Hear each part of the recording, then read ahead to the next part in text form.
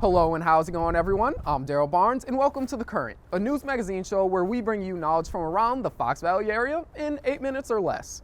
We're bringing you guys today's show from here right along the Fox River in Elgin, Illinois, which is one of around 25 cities and towns along the river that makes up the history-rich Fox Valley area.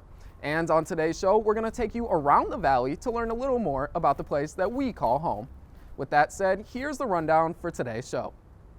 Coming up, Tara goes behind the counter of a local trophy shop. Then Olivia goes down the road to check out a nearby hotel with a unique story. And later on, Anthony takes us on a deep dive into the history of baseball. But before we get to all that, we're going to head over to Lord's Park in Elgin, where PJ Spitzer is learning the story behind this local gem. PJ, how's it going over there? Daryl, it's going great here at the Elgin Public Museum, and we're going to figure out the history of Lord's Park. Lord's Park is a 108-acre piece of land which consists of many activities and features, including playgrounds, tennis courts, baseball fields, a museum, and even a zoo. So the park was really established for the people. They dammed up the creek and they made the lagoons. They used to skate on the lagoons.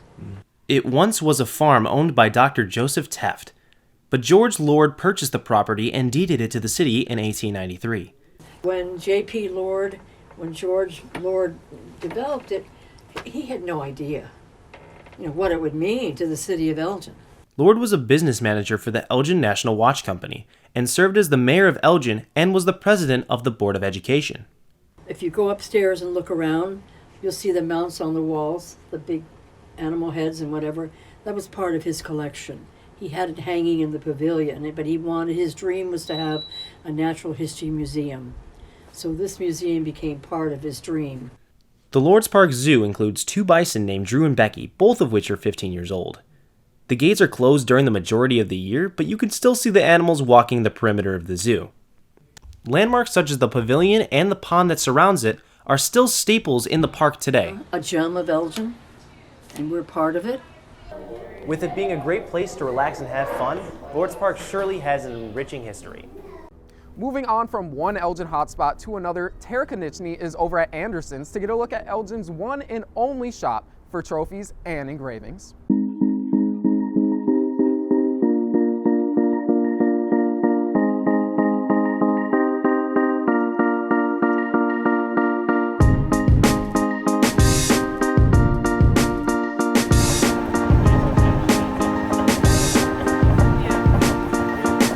Wondering what this machine is? It's an engraver, and this is just a small slice of David Anderson's job here at Anderson's Trophies, located in downtown Elgin.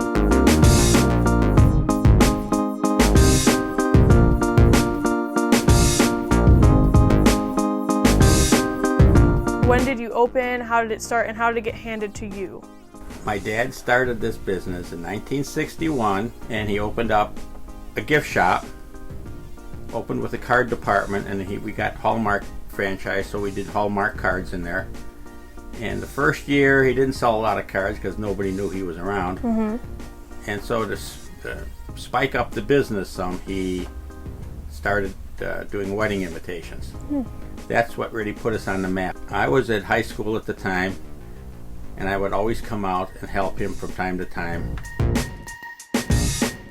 I do gold leaf stamping, I do engraving, trophies, plaques of all kinds. I can do custom logos. I'm still looking, even at my age, I'm still looking to grow. Yeah. Some of my next purchases are going to be mug presses so that I can put designs on mugs. Yeah, that's cool. Full color. Yeah. I want to get a laser engraver. Anderson's Trophies sounds like it's headed for a bright future here in Elgin, and definitely has an amazingly rich story. Reporting for The Current, I'm Tara Konechny. Down the river in St. Charles, Olivia Deem has a story on the man and his establishment that played a crucial role in the town's background. Each town has an element that put it on the map. In St. Charles' case, the Baker family kept the town on the map. During the Great Depression, the Bakers were a key element in keeping the town afloat. Isn't that right, Colonel? Hello, my name is Allison Costanzo, and I'm the Executive Director for the St. Charles History Museum. So, who was Colonel Baker? He was a multimillionaire. And that started not because he was invested in things, but his brother-in-law, John Warren Gates. Then when he died, his son Charlie died, and then his wife, Delora Baker Gates, passed away. The fortune went, $20 million went to Colonel Baker, and the other $20 million went to his niece, Delora Angel. So Colonel Baker is known for a lot of things here in St. Charles. Specifically, the most iconic building here in St. Charles is Hotel Baker. They had 301 guests at the opening of Hotel Baker. It was a destination for people. Colonel Baker didn't spare any money when he created Hotel Baker. He wanted it to be the best of the best, but still feel comfortable. We know that he helped with soup kitchens. If someone was sick, he paid their bills. If someone needed their groceries paid for, he paid for those.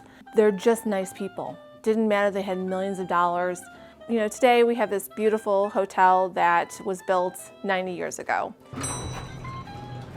Every gift he gave was with quiet graciousness, and because of him, St. Charles became a town like no other, and the beauty of the Fox River. From The Current, I'm Olivia Deem. Thanks for that, Olivia. We're coming up here on our last segment of the day, but before we get into it, it's time for some quick trivia. Which of these former local baseball players is in the Elgin Sports Hall of Fame? Kevin Barry, Lefty Schreiber, Ryan Newdoff, or Ryan Weiss? While the three others went on to play Division I college baseball, it's Lefty Schreiber who is a storied member of the Elgin Sports Hall of Fame. For more on baseball and its unique backstory, here's a deep dive with Anthony Reyes. It's no secret that baseball is America's favorite pastime. But if you've ever heard baseball to have been invented by a man named Abner Doubleday in Cooperstown, New York, well, not only is this not true, it's not even in the ballpark. So how did this sport come to be? Well, let's take a deep dive and find out.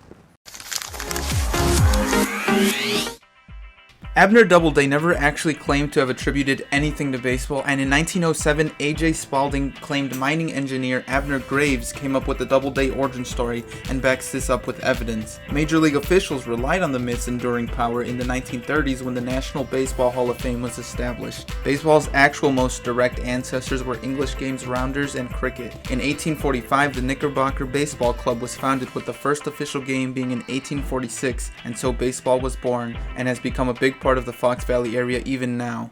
Well, that's a hit. Thanks for joining me on my deep dive journey.